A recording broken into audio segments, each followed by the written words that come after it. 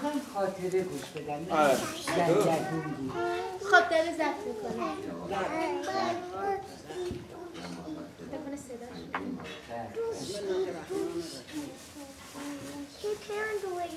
خب عروسی بنده بود. زری خانم میخواد خاطره بده. عروسی زری بود، دختر میشسلطان، دخترش نرگس، زن محمد حسن علوندی. بیبی صدیقه جشن گرفت.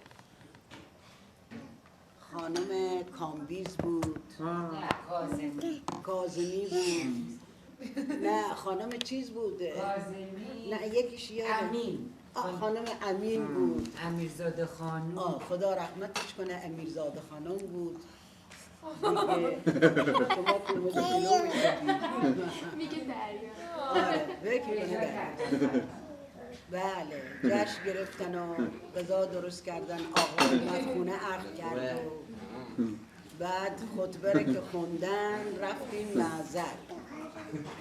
ما رو بردن معذر. آقا برهان خدا رحمتش کنه، زنده باشه، آمیدی، اینا اومدن با ما معذر برای شهود.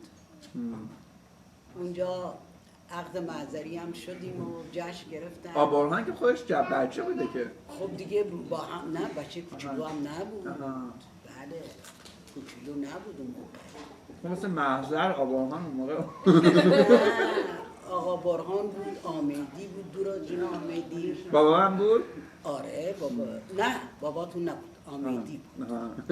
آره باباتون برازجون بود اون موقع. امه بجی هم نبود؟ نه خیر اونا برازجون بود.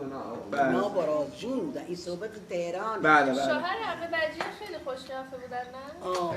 ما بیدار میشتم آقای ساجدی ها خیلی ممنون. این زری خانم شما چی گفتی به آقا محمد که دلش گرفته؟ من گفتی با افغانیا ما جور در نمیای؟ کی گفتم؟ منم تعجب کردم. دیدی آقا محمد؟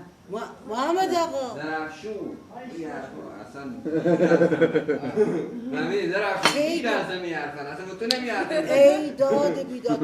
محمد آقا بیا اینجا ببینم. نه بیا آقا محمد بیا تو چیزی نگیره.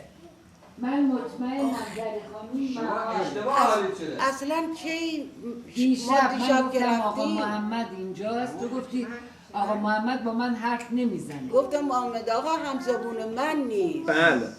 این فرق میکنه. آره فرق کردن بعد. آره. آقا محمد فکر کرده که زری خانم از افغانیا خوشش نمیاد. نه اصلا نه زمین تا آسمون باید قضیه فرق. بنی آدم اعضای یک دیگرن که بله. در آفرینش زیاد گوهرن. میدی چه چه چیزی برات عضو خوب؟ در آورد روزگار دیگر عضوها را نماند قرار. بله. جای لیلی تو که از محنت تو گر منت دیگران بیغمی نشاید که نامت نهم آدمی. ما همه بله. بندگان خدا هستیم. تو برادر منی. ما چیه؟ بله. عجب نه گوشنده شما عجب عجب. افسرده شدم محمد آقا. حالا نه حالا به داستان محمد آقا هم قبول دارم. آره آقا محمد هم شما رو میشناسه که عجب بله. چیزی